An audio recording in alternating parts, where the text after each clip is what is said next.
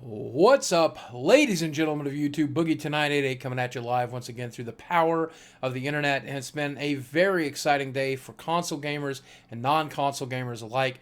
History in the making. Microsoft today backpedaled and changed a lot of the restrictions and their bullshit when it comes to the Xbox One in the face of complaints, in the face of canceled subscriptions, in the face of people selling back their Xboxes and their games, in the face of bad publicity. They made some decisions. And we're going to talk today, right now, about these decisions, the decisions they made, the impact they have, why they made them, and whether or not you should buy an Xbox One. Okay? But just in case you're unaware, they decided three major things. Number one, the Xbox One is no longer region locked. So if you have an Xbox One, no matter what part of the world you're in, it's going to work. Now, a lot of the features aren't going to work.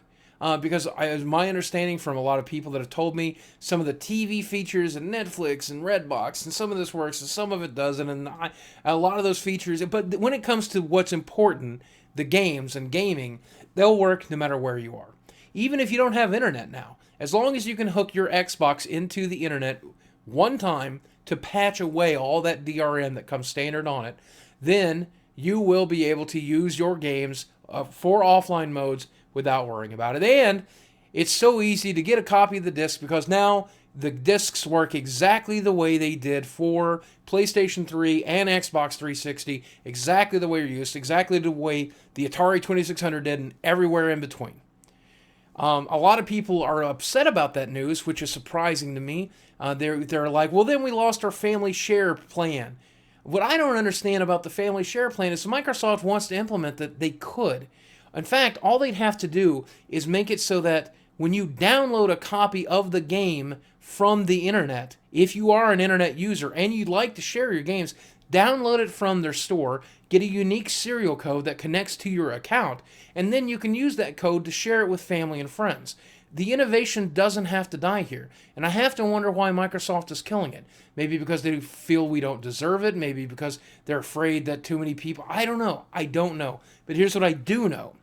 If you want that feature to be available for downloaded games from the market, ask Microsoft for it. I plan to, and so should you. Okay?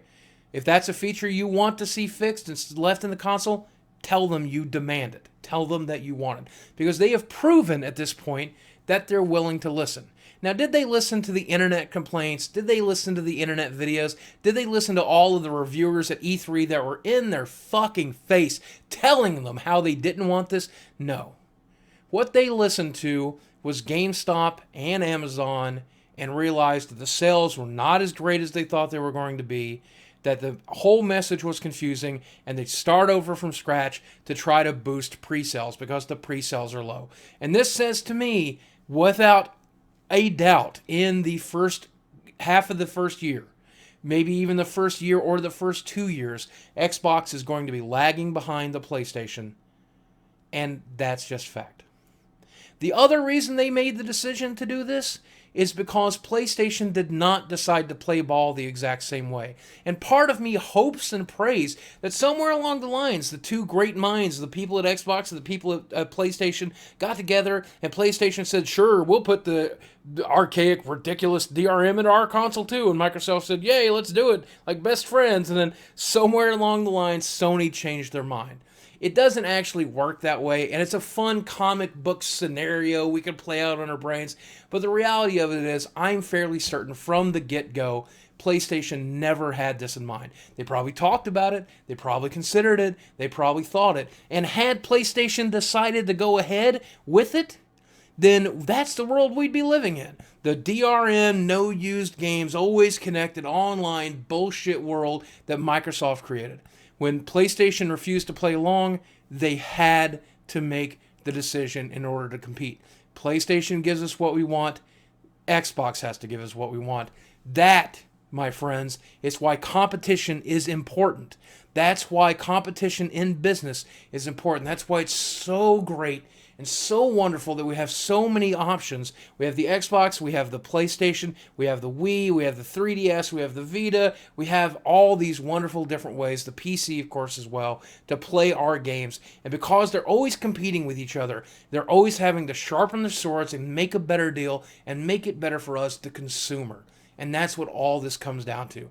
What is right for the consumer?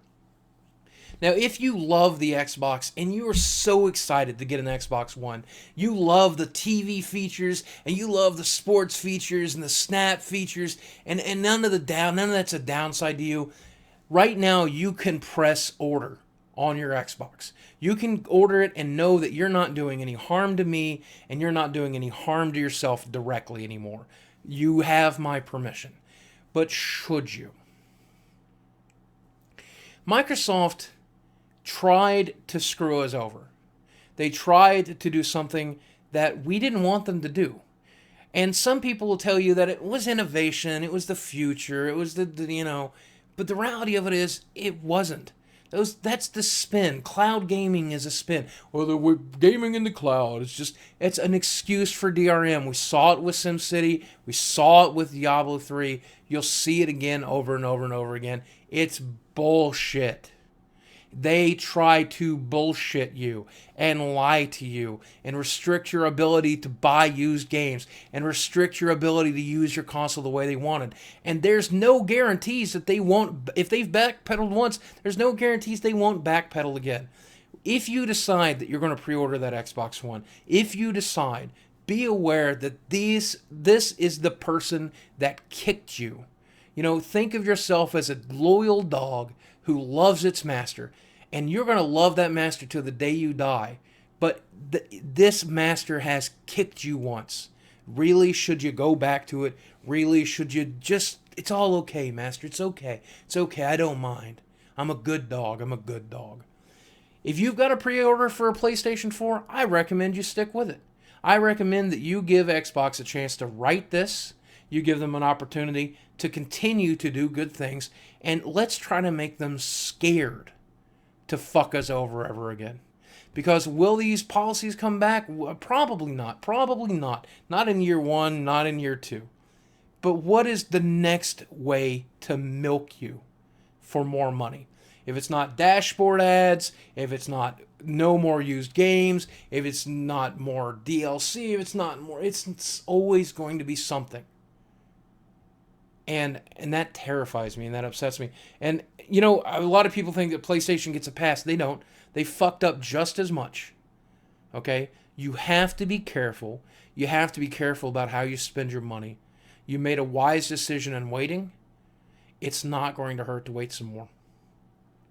It's not going to hurt to wait long enough to know that Xbox has learned its lesson. Just saying. At the end of the day, I'm proud that we were able to encourage them to make this decision.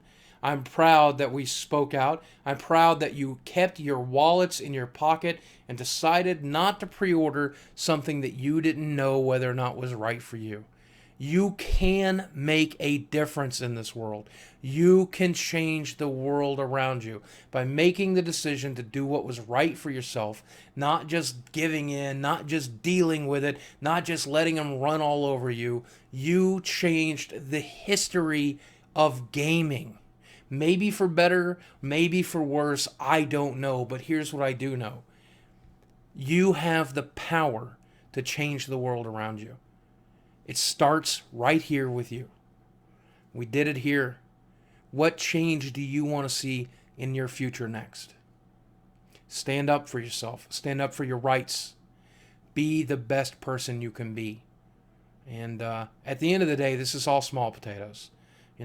There are big changes you can make in your life to make your life even better. I could stand to lose some weight, for example. But anyway, otherwise, it's good news. It's just good news. It's good news. It's not great news. It's not perfect news. I don't know whether or not I will be pre-ordering an Xbox yet or not. But it's sure as hell better than the alternative.